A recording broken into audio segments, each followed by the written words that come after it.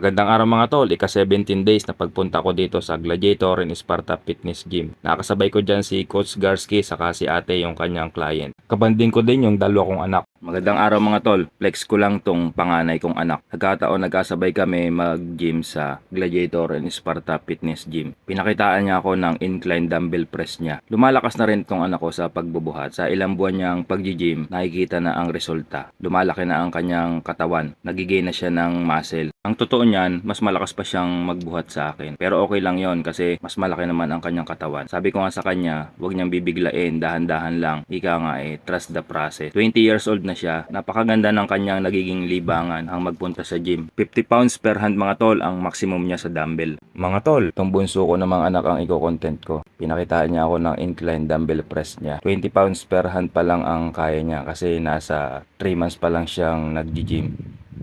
Pero hindi naman siya araw-araw. Kung tawagin siya ay beginner. Sigurado marami na namang mambabas dito sa style ng buhat ng anak ko. Appreciated po lahat ng mga suggestion at comment. Kayo po ang nagpapalakas ng loob namin para lalo pa namin galingan. 19 years old pa lang yung bunso ko. Bata pa yan, marami pa yung matututunan dito sa Gladiator in Sparta Fitness Gym.